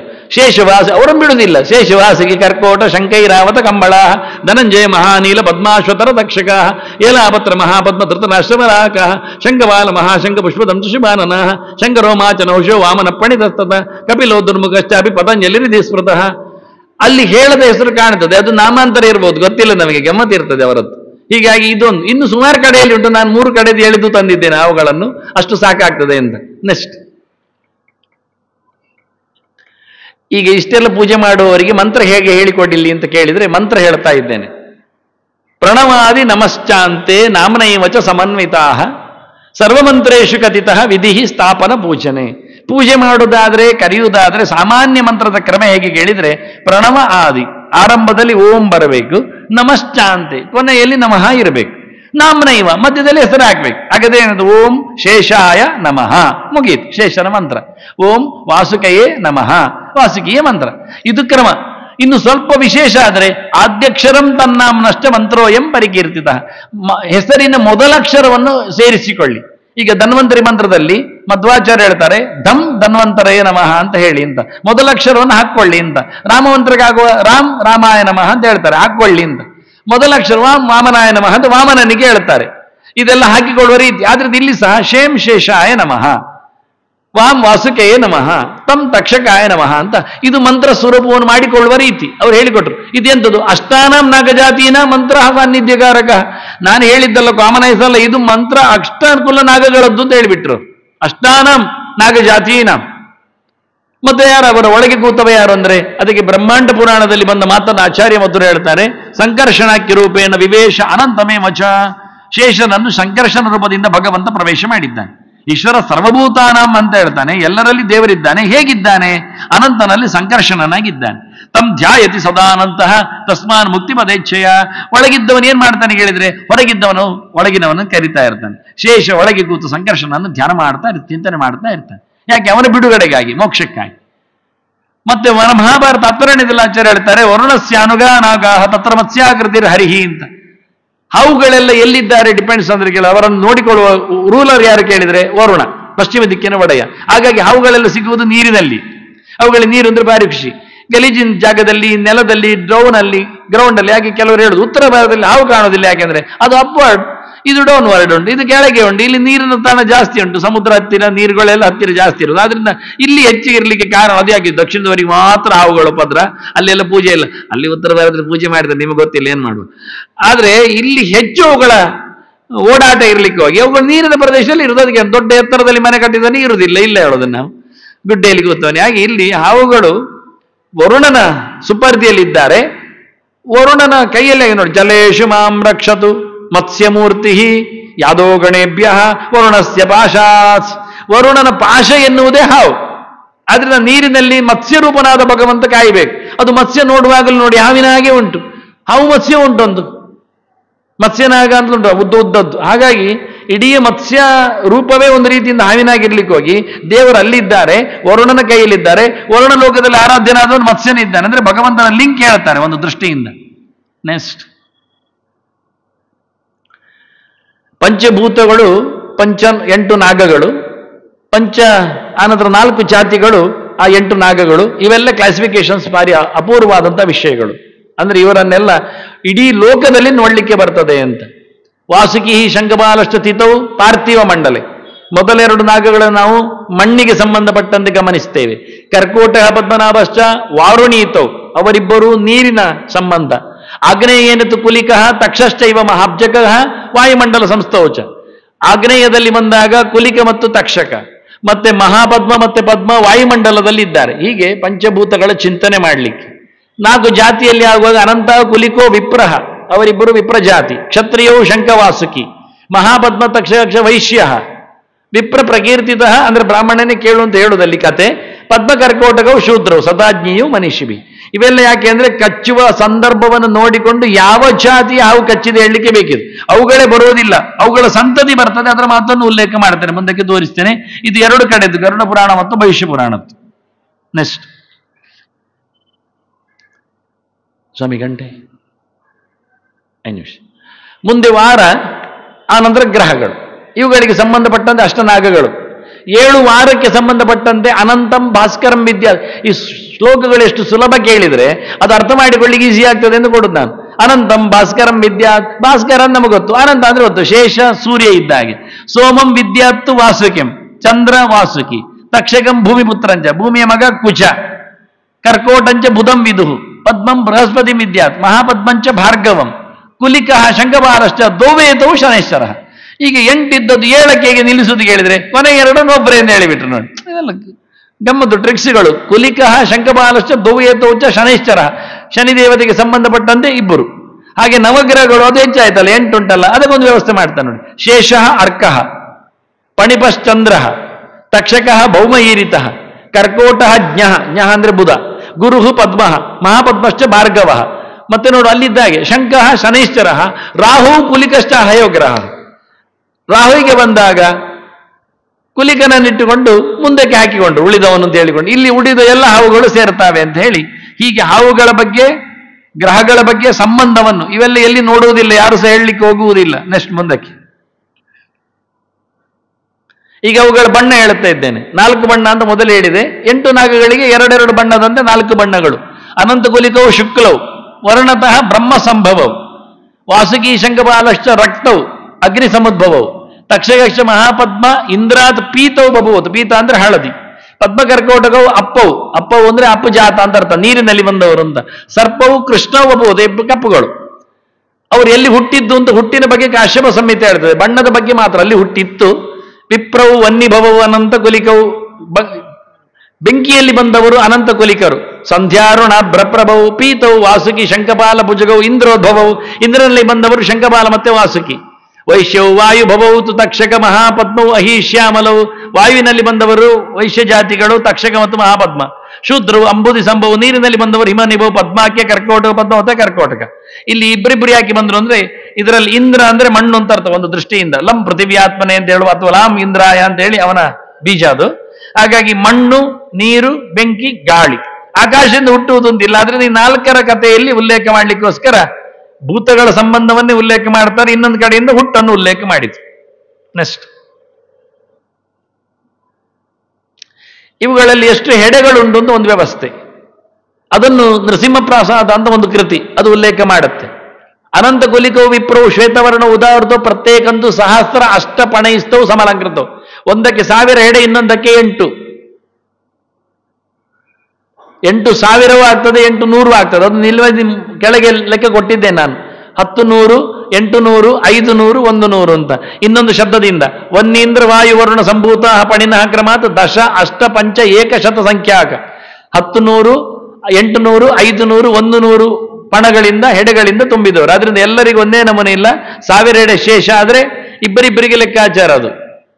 ಆದ್ರಿಂದ 800 ಮುಂದಿನ ಇಬ್ಬರಿಗೆ, ಶೇಷವಾಸಿಗೆ ತಕ್ಷಕ ಕರ್ಕೋಟಕ, ಮತ್ತೆ ಪದ್ಮ ಮಹಾಪದ್ಮ 500, ಕುಲಿಕ ಶಂಖಪಾಲನಿಗೆ ಮತ್ತೆ 100. ಹಾಗಾಗಿ ವಾಸುಕಿ ಶಂಖಪಾಲ ಕ್ಷತ್ರಿಯ ರಕ್ತವರ್ಣಗೂ ಪ್ರತ್ಯೇಕಂತೂ ಬಣ ಸಪ್ತಶತ ಸಂಖ್ಯಾ ವಿರಾಜಿತ ಅಂತಿದ್ದಾರೆ. ಅದು ಅಷ್ಟಶತ ಇರಬಹುದು. ಅಂತೂ 800 ಇದ್ದದಕ್ಕೆ 700 ಹೇಳುವುದರಲ್ಲಿ ತಪ್ಪಿಲ್ಲ. ಹೆಚ್ಚು ಕಮ್ಮಿ ಹೇಳುದು. 1000 ರೂಪಾಯಿ ಇದ್ದವನಲ್ಲಿ 500 ರೂಪಾಯಿ ಉಂಟು ಹೇಳಿದ್ರೆ ಅಲ್ಲ ಮಾರ ಹೇಳುದಿಲ್ಲ. 500 ಉಂಟು ಹೌದೇ, 1000 ಇದ್ದಲ್ಲಿ 500 ಇಲ್ಲದೆ ಇರ್ತದ. ಶತೇ ಪಂಚಾಶನ್ ನ್ಯಾಯ ಅಂತ ಅರ್ಥ. ಹಾಗೆ ತಕ್ಷಕಕ್ಷ ಮಹಾಪದ್ಮ ವೈಶ್ಯಜಾತ ಉದಾಹೃತೋ ಪೀತವರ್ಣೋ ಪನೈ ಪಂಚಶತ ತುಂಗೋತ್ತಮ ಅಂಗಗವು. ಪದ್ಮಕರ್ಕೋಟಕವು ಶೂದ್ರವು ನೀಲವರ್ಣ ಉದಾಹೃತೋ ಪಣ ತ್ರಿಶತಕವು. 100 ಕಮ್ಮಿ ಆದ್ರೆ 300 ಇರಲಿ, ಇಂದ ಸ್ವಲ್ಪ ಜಾಸ್ತಿ ಸೇರಿಸಿದ್ದುಂಟಲ್ಲಿ. ಅದ್ರ ಸಂಖ್ಯೆಗಳು ಚೇಂಜ್ ಇರ್ತಾವೆ. ಏನಾದ್ರೂ 100ರ ಮೇಲೆ 1000ದವರೆಗೆ ಚಿಂತನೆ ಮಾಡ್ಲಿಕ್ಕಿರುವಂಥದ್ದು ವಿಖ್ಯಾತವೈತಿ ತತ್ವತಃ. ನೆಕ್ಸ್ಟ್,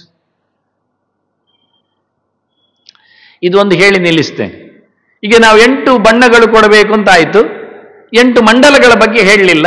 8 ಇದರ ಬಣ್ಣಗಳು 2 ಬಣ್ಣಗಳು, ಬಿಳಿ, ಕೆಂಪು, ಹಳದಿ, ಕಪ್ಪು ಅಂತ ಇಬ್ಬರಿಬ್ಬರಿಗೆ ಅಂತ. ಹಾಗಾಗಿ ಅನಂತಸ್ಯ ಭವೇತ್ ಪದ್ಮಂ. ಪದ್ಮ ಎನ್ನುವುದು ಅನಂತನ ಮಂಡಲ. ಅನಂತನಿಗೆ ಬಿಳಿ ಬಣ್ಣ ಆದ್ರಿಂದ ಬಿಳಿ ಬಣ್ಣ ಹಾಕಬೇಕು. ವಾಸುಕೇಸ್ಯ ತತ ಉತ್ಪಲಂ. ವಾಸುಕಿಗೆ ಅದು ಇನ್ನೊಂದು ರೀತಿಯ ಕಮಲ. ಅದು ಯಾವುದು? ಕೆಂಪು ಕಮಲ ಅವನಿಗೆ. ಸ್ವಸ್ತಿಕಂ ತಕ್ಷಕಸ್ಯ ಉತ್ತಮ. ಸ್ವಸ್ತಿಕ ಮಂಡಲ ಎನ್ನುವುದು ತಕ್ಷಕನದ್ದು. ಕರ್ಕೋಟಸ್ಯ ತ್ರಿರೇಖಕಂ. ಕರ್ಕೋಟಕನಿಗೆ 3 ಗೆರೆ ಅಂದ್ರೆ ತ್ರಿಕೋಣ ಆಗ್ತದೆ. ಪದ್ಮಸ್ಯದು ಭವೇತ್ ಪದ್ಮಂ. ಪದ್ಮನಿಗೆ ಕಪ್ಪು ಪದ್ಮ. ಶೂಲಂ ಅಶ್ವತರಸ್ಯದು. ತ್ರಿಶೂಲ ಎನ್ನುವುದು ಅಶ್ವತರನದ್ದು ಅಂದ್ರೆ ಪದ್ಮ ಮಹಾಪದ್ಮನದ್ದು ಅಶ್ವತರ ಅಂದ್ರೆ. ಶಂಖಪಸ್ಯ ಭವೇತ್ ಛತ್ರಂ. ಛತ್ರ ಎನ್ನುವುದು ಶಂಖಪಾಲನದ್ದು. ಕುಲಿಕಸ್ಯ ಅರ್ಧಚಂದ್ರಕಂ. ಕುಲಿಕ ಎನ್ನುವನಿಗೆ ಕೊನೆಯವನಿಗೆ ಅರ್ಧಚಂದ್ರ. ಹೇಗೆ ನವಗ್ರಹಗಳಿಗೆ ಚೌಕ, ಆಯತ, ಬಾಣ, ಧನುಸ್ಸು, ಶೂರ್ಪ, ಪಂಚಕೋಣ, ತ್ರಿಕೋಣ ಎಲ್ಲ ಉಂಟ, ಹಾಗೆ ಇವರಿಗೆ ಪ್ರತ್ಯೇಕವಾದ ಮಂಡಲಗಳು. ಇವತ್ತಿನವರೆಗೆ ಯಾರು ನೋಡಿದ್ದಿಲ್ಲ. ಇವತ್ತಿನವರೆಗೆ ಅಂದ್ರೆ ನಾನು ಹೇಳೋ ಮುಂಚೆ ಅಂತ ಅರ್ಥ, ಮತ್ತೇನಲ್ಲ. ಅದಕ್ಕೆ ನಾನು ಹೇಳಿ 10-20 ವರ್ಷ ಆಗ್ತಾ ಬಂದಿದೆ. ಪದ್ಮೇ ಸ್ವಸ್ತಿ ತ್ರಿರೇಖಾಶ್ಚ ಪದ್ಮಶೂಲೇ ತಥೈವ ಚ ಛತ್ರಾರ್ಧ ಚಂದ್ರಚಿಹ್ನೆ ಚ ತೇಷಾಂ ತತ್ ಸಂತತೌ ತಥಾ ಅಂತ. ಅವರಿಗೆ ಮಾತ್ರ ಅಲ್ಲ, ಅವರ ಜಾತಿಯಲ್ಲಿ ಬಂದ ಎಲ್ಲ ಹಾವುಗಳಿಗೂ ನಾನು 3 ಗೆರೆ ಹಾವನ್ನು ನೋಡಿದ್ದೇನೆ ಹೆಡೆಯಲ್ಲಿ, ಚಿಹ್ನೆಯನ್ನು. ಪದ್ಮ ಚಿಹ್ನೆ ಹಾವನ್ನು ನೋಡಿದ್ದೇನೆ.